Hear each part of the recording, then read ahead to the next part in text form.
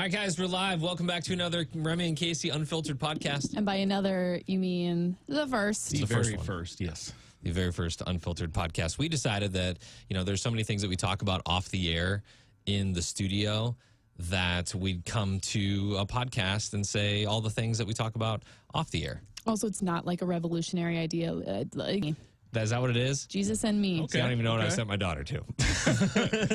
But it was cheer camp. This is funny because at your household, as of thus far into Emerson's life, and she's like, what, 6, Yes. 7?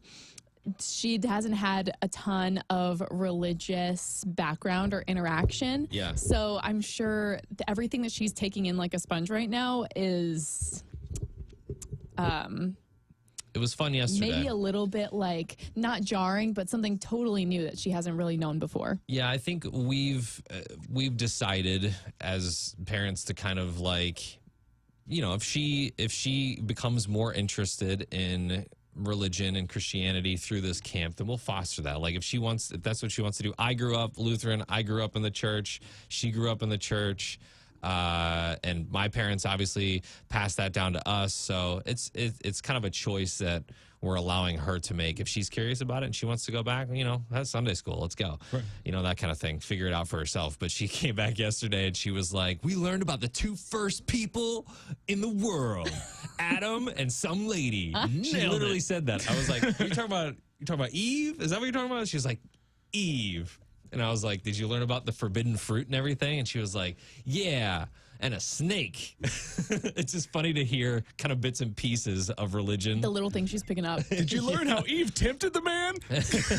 In the rib? But yeah, but it was nuts. I didn't know what to expect. All of her friends are doing it, and that's kind of why Lauren, my wife, decided that we should put her in it because a bunch of her friends are doing it. It's a good thing to get out of the house for a week. If you think about it, Lauren did the math on this. It's $100 for the week, and she crunched down all the numbers. She was like, that averages out to about $2.60 per hour for childcare. Hell yeah. That works. And she gets some sanity in the afternoon, so it's all good. So does jam only last a week? Yeah, it's only a week long. Man, in my head it was like a month. Yeah, it's intense though. Like, she showed me pictures yesterday. There's bounce houses. Seriously? They had archery targets set up. I was like, hon, did you shoot a bow and arrow today? She was like, yeah, it was awesome. No big deal. This is really cool, awesome camps like this because growing up, I never did that, but I always stayed at home alone.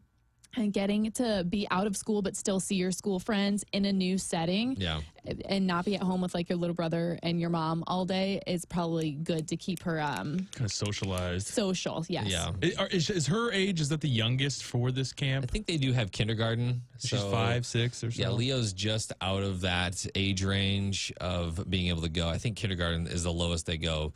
And I want to say it's like maybe 2nd or 3rd grade. So it's younger kids. But I mean, it looked wild. They had go-karts out on the parking lot. They had bounce houses. They had water cannons. They had. Just wait till she's old enough to go away to a camp. Oh, like yeah. A week away. Camp. Hopefully her experience is not like yours. Yeah. And the whole time you're going to be like, is she sneaking off to go drink right now? Is that what they're doing at this camp? This worse. Overnight camp? Man, I've got poker like she's on the Parent Trap. Yeah. But there's like 500 or 600 kids at this camp, and they shut down Route 3. Like the police are out there shutting down Route 3 to get all these parents in. Like I was there 15 minutes early yesterday to pick her up, and there was already a line of 50 parents long waiting for their children. This line wrapped around the building. Also, this church, though, that it's taking place at is massive. Like it's easily the biggest church in the county. Everyone goes there. That's what I was going to say. Is this like a VBS? Is that essentially what this is? Just at a gigantic church? Yeah. Okay. Yeah. Okay. It's that makes Vacation sense. Bible School, jam camp, whatever you want to call it.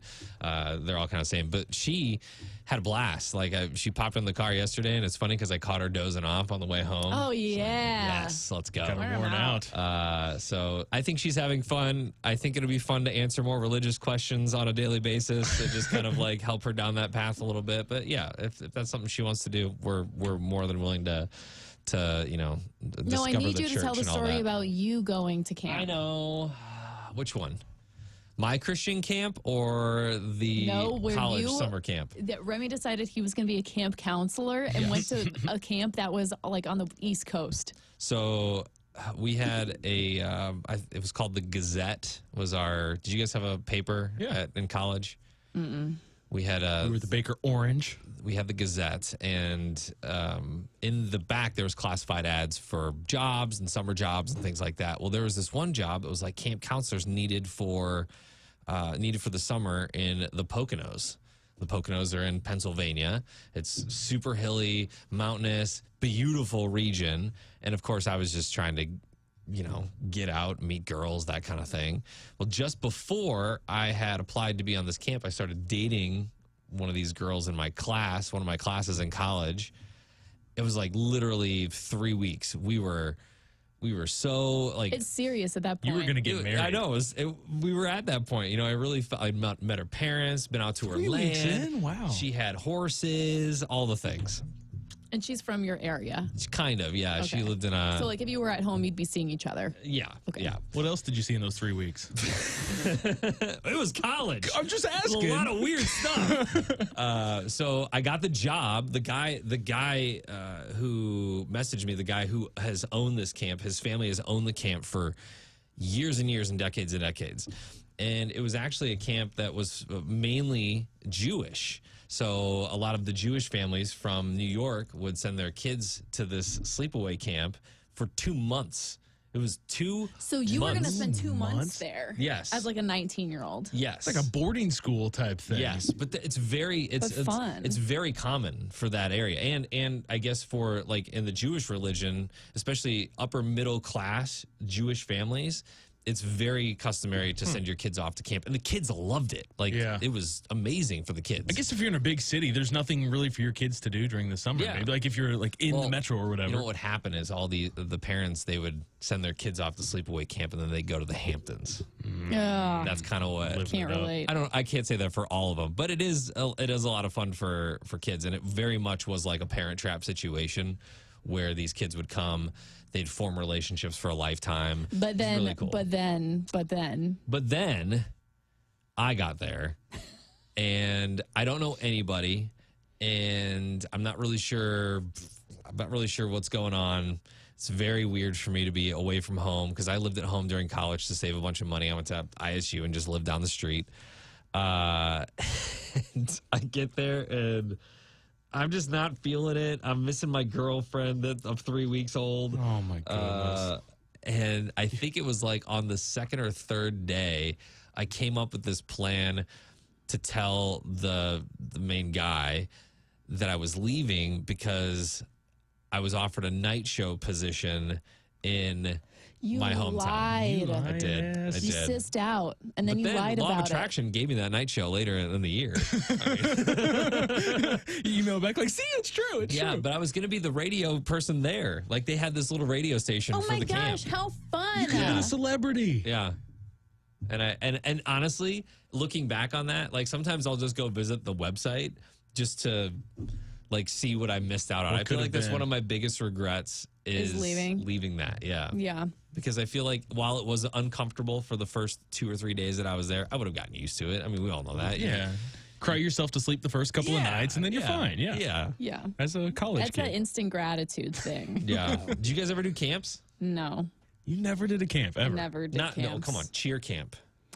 Okay, cheer camp was like you're in high school or college and you go to like a local university and you stay a weekend at a local university. Yeah, just nothing and but you cheer cry teams.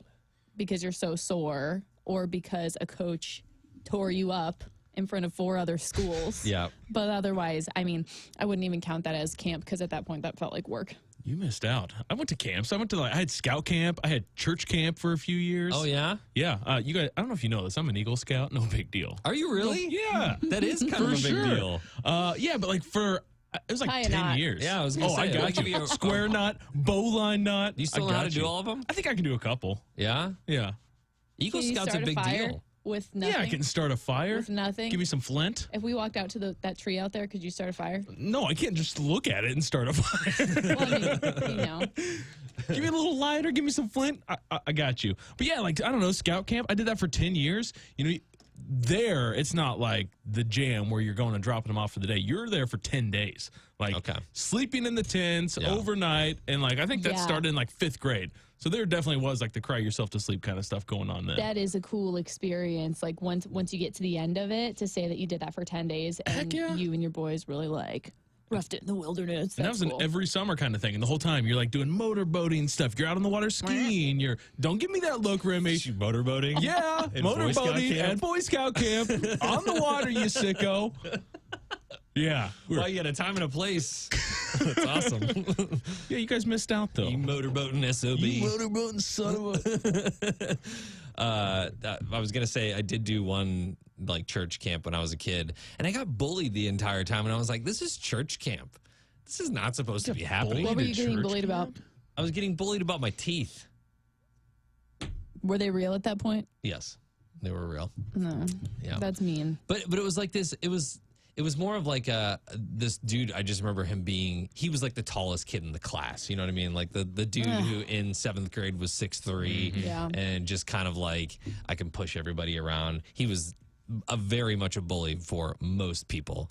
So yeah, I hate that. What was his name, like Rob? I don't know, probably I feel like a good bully name. Jason. Remember like the little things you used to think were important back then? Like you're talking about the height. I remember like arguing with guys when I was in like 3rd, 4th grade about shoe size. Like, oh, I'm a size 10. Better than you.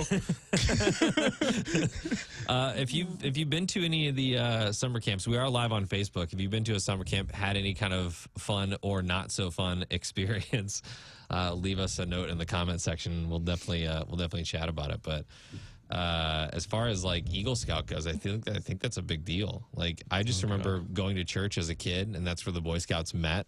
And then whenever there was a new Eagle Scout, their name went on the board. It was a big deal. Do you think you're going to do that for Leo? Like, do you think Leo will do that? I don't know. I feel like of all the things right now, he's definitely more interested in like science and animals and things like that. I don't know if that's just because I was also at that age. Like all I wanted to do was go with my dad to the pond and catch frogs. Leo's going to be like the kids in Stranger Things. I'm rewatching Stranger Things right now, and I'm currently on season 2, and that's where you really see like their not nerdiness, but nerdiness towards like they'll go to the libraries to read up about animals, and they're like discovering new species and doing experiments and stuff. And that's exactly how I see Leo when he's like 12 years old. Yeah, I can see that too. We've been doing experiments at the house. Like what? Building things. We did the volcano. We've done the volcano. The most recent one we did was the Mentos Coke explosion. Oh yeah. They see these videos, and I think they both Emerson and Leo got on like an experiment train where they'll happen upon a video, and there's like 15 different experiments that you can do with your parents at home. So like, Dad, we do experiments, please. Let's do experiments. Where's the vinegar? Exactly. Baking soda. That actually rocks. I mean, there could be way worse things that they'd be up to. Or they could just be iPadding all day and have nothing to say to you. So it's cool that they're still in that phase. Yeah, it's home. They're in a nice little hybrid spot right now where they do have iPad time, and they do get outside, and they do want to have science experiments and play with the kids in the neighborhood and those kinds of things. So I think it's a good healthy mix of all of the things. But I would like to get Leo into like t-ball or baseball or some kind of sport just to see how he does. Mm-hmm. I think the best thing you can do is just like give them the chance to experience everything, like Cub Scouts or whatever. Like let them do it. If they don't want to do it after a year, it's fine, but like at least do the year, see that through. Because I'm finding out that all the stuff I learned when I was younger in that stuff at the time, I'm like, building things or whatever, that's work. I don't want to do that. I want to go play. And now I'm like, I have the foundation for all of this, and now it's stuff I like to do. So it's like I learned it way back then, and now it's actually useful, and I can apply it. Now you actually go home and work with your wood. Exactly. All day sometimes. like I'll be in the garage just sweating over it, how hard I'm working on it. I think the first thing we did, because I did Cub Scouts for maybe a season, and just I don't know if it wasn't for me or my parents got tired of taking me or whatever, but I remember building a toolbox was the first the first day with my dad built a great toolbox that day. I remember that. Right. Yeah, your dad does everything, and then he probably built a birdhouse after that. Yeah. Vicky said Kasey struggled with cheer camp because she was spoiled by her tumbling instructor. That's Vicky, my tumbling go. instructor. I was about to say, who's this Vicky talking shit out there? No, it's Vicky, my tumbling instructor. Can you still do any tumblings? I feel confident in the fact that I can. Will I? Only in the right scenario. So like in this hallway, no. So I have In the parking lot, yes. a bit of a creepy confession to make.